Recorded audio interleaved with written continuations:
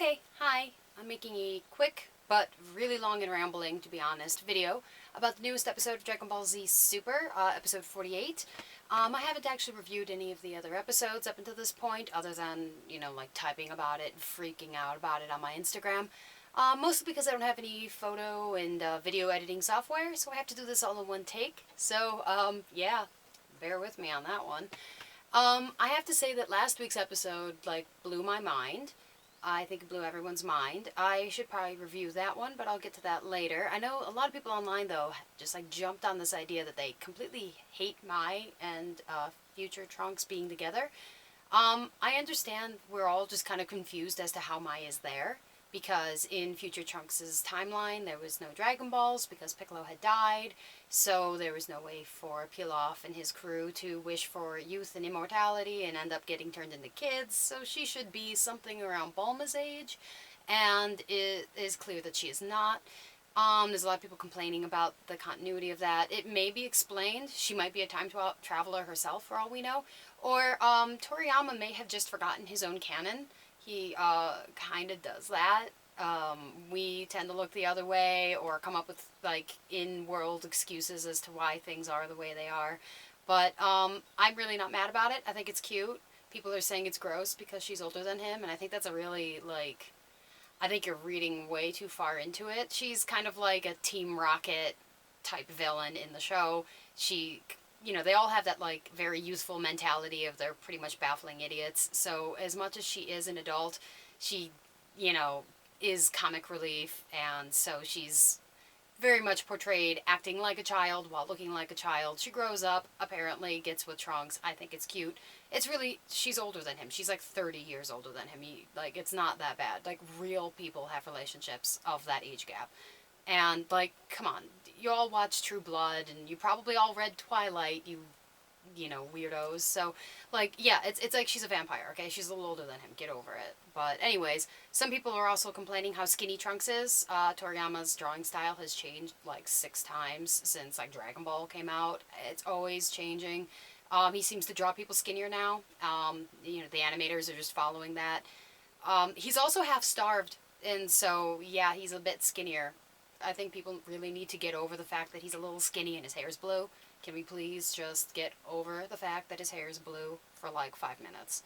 It was lavender. It still is lavender when he's a kid in the show. Maybe it turns blue when he gets older. I was really, really blonde as a child, and my hair got dark when I got older. It happens, Bulma, when she sees him in this episode, asks if he has blue hair. So, either she saw that coming or, maybe we were always meant to think that his hair was blue. In the manga, any of the colored art, both he and Bulma were kind of drawn with lavender hair, and Bulma was just inexplicably blue in the cartoon. And, yeah, so it's a hair color, get over it. Anyways, Trunks, the epic fight between Black and Trunks was definitely what we were all looking forward to seeing, and it did not disappoint. Trunks does go Super Saiyan. There was a big debate as to whether or not he could or couldn't. I don't think that's something you can ever forget how to do, but some people thought that maybe, I had thought that maybe because he was so starved and exhausted that maybe he just couldn't, his body couldn't do it, he just didn't have enough energy. Clearly that's not the case, so, there goes that theory. He, he goes Super Saiyan, and Black doesn't. So there's another case. Is Black a Saiyan? We don't know. He speaks of Saiyans as though they are something separate from him. He doesn't refer to himself as a Saiyan. He says he's interested in Saiyans and how weird and interesting and Saiyans are, that Trunks is the last Saiyan. So it leads us to believe that while this Black looks like Goku, he is not in fact Goku and is not in fact a Saiyan himself. But should he go Super Saiyan in the next episode, well, then I guess I was wrong on that one. But I love the fact that Trunks used his sword again. I love him using his sword. I thought it was very clever that he blew up Black's own attack. It's kind of like only a diamond can cut another diamond.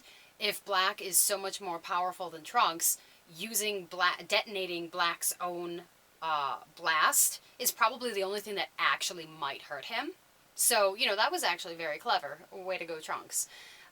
He also used Gohan's move in it, and my heart broke a little bit. He used the Masenko, the blast over his head. It's like Gohan's signature move. That like tore my heartstrings a little bit seeing that, because that like future Gohan, when he was mentoring Trunks, had to have taught him that, and it's like tear, like oh. And so that was a lot of feelings. It appears during the fight that Trunks' arm got broken. He was favoring his right arm, cradling it considerably, and that made me think of Vegeta fighting Android 18. That was a little reminiscent of her breaking his arm. I love seeing bone breaks, not in real life because I can't stomach that, but I hate sometimes how drawn out these fights are, and people only ever seem to get winded and scuffed. So, like, seeing someone, like, legitimately break a limb is just like, oh, damn, that was a hard hit, because it literally broke their bones when, like, being thrown through a mountain doesn't.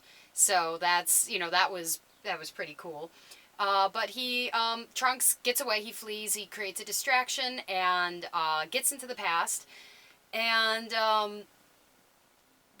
we get to see, like, Bulma and Mai die, like, 3 times in this episode. They just keep rehashing it to the point where I'm kind of sick of it. I just don't want to keep watching them die. Refrigerate the female characters, that's fine. Pretty much everyone has died in the show a dozen times, killing off basically the only 2 prominent female characters in Trunks' life, back to back. Was a little harsh, but, whatever, everyone dies in this show. But just, now they just keep replaying it, and I'm kind of over it. But, anyways, we then cut to present time, and, little kid Trunks is in class, it's cute. Pilaf is adorable. I've got a soft spot. But, little Trunks and Mai, like, kid Trunks and little Mai being together, I think is adorable. I don't care. Fuck off. If you don't like it, don't watch it. Go watch GT. Enjoy that Trunks, okay? People fucking shipping him with Pan, his best friend's niece. It's like, who's like 10? Fuck off. People with fucking crack ships. Okay, I took some notes, so I'm looking at them. We cut back to Black, kind of talking to himself a bit, and then, I love the fact that Kid Trunks discovers future Trunks. That's, like, all I ever wanted. That's, like, total fan service. And people complaining that, like, this new arc is, like, total fan fiction and fan service, get over it. Heaven forbid that they, like, make something that the fans want. Amazingly, that's how you please your fans and how you make something profitable. But I love Vegeta showing a little bit of concern for future Trunks, and the fact that he had to like differentiate between the 2 Trunkses. Like is the other Trunks there, little Trunks. Like that's cute. That's hella cute. I can't stand it. It's Father's Day, so aww. But Goku goes and gets senzu beans. Counting on his hand, he has 7. So it's pretty much foreshadowing that people are going to get their asses beat by Black in the next couple episodes, and they're going to need those senzu beans. So, like, foreshadowing, people are going to get wrecked. Black talking, when it cuts back to him, he says, "Who the hell do you think I am?" And it's kind of a different thing. Normally they say, who the hell do you think you are? So he's like, "Who the hell do you think I am?" And it's like, well, I don't know, Black. Who the hell are you? That's the, $1 million question right now. And so we're all waiting to find out who the fuck Black is. I have my theories, but I'll talk about that later. I love that little kid Trunks is like slowly losing his mind in this episode. Pilaf is planting his seeds of doubt over who this Trunks is, that they might possibly be brothers.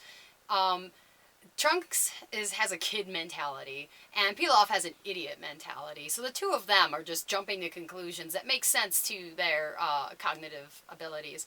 But it's adorable. It's a little bit of comic relief that I appreciate. I mean, Super has been very lighthearted and funny, and this arc has already been really dark. So I do enjoy the humor for what it is. It's not too much in this episode, thankfully. The first, I think the thing that we were all waiting for was really Trunks waking up and telling us what the fuck is going on. So Trunks wakes up, and the very first thing he does is he sees Goku and decides to scream, "You bastard," and try to punch him in the face, which is perfect. I loved it. It was again, nostalgia, reminiscent of when Trunks first meets Goku and he just draws his sword and attacks him. So I guess it's his thing. It's like, hey Goku, hand-to-hand combat? Cool. Clearly though, last time Trunks was in the past that we know of, it was for the Cell games and Goku was dead. If he visited at any point after that, Goku still would have been dead. It's pretty clear that he hasn't visited since the Buu saga, when Goku has come back to life. So as far as Trunks is concerned, as far as he knows, Goku shouldn't be there. So he wakes up and he's all dazed and confused and traumatized and has severe PTSD. This kid has had PTSD since the moment we met him, which is, you know, really sad, but kind of adorable. Like, I'm not, like, saying that it's adorable to have PTSD, but, like, this kid literally just, like, panics and attacks, and it's, he has panic attacks and panics and attacks. But, like, that's, like, his character, and, like, I love him for it. But he just dives in at Goku, and that's where they leave us. Those bastards. The preview for next week has us all wanting to, like, we see what looks like Goku and Trunks, like, talking. They're both Super Saiyan. There might be some fighting going on. I'm thinking Goku's trying to talk Trunks down. Like, Trunks is, like, literally trying to kick Goku's ass, and Goku's like, yo, hi, Trunks, what's going on? Long time no see. I'm back. I'm not dead. Stop trying to kill me. Who's Black? We don't know. Black has some kind of, like, cool ring, and apparently he sees maybe, like, the wormhole that Trunks had escaped in, and he can, like, follow that and follow him back into the past, which means Black might have some kind of, like, time-traveling ability, which is really rad, but obviously not a Saiyan ability, and also, like, really fucking scary. Like, if he can somehow, like, I'm sure maybe he can't travel through time, but maybe he can just, like, travel through wormholes that were created by someone traveling through time. But still, that's, like, really fucking crazy powerful, and, like, I don't know what they're gonna do. I really want Vegeta to fight Black and beat Black, because Vegeta really has not had an opportunity to totally kick ass and win. Like, the fucking Goku beating Frieza, that's bullshit. And, like, he looks like Goku, so, like, Vegeta beating him would just be like, yes. Yeah, so I'm really excited for next week. It's 6 days until the next episode, and I'm, like, freaking out.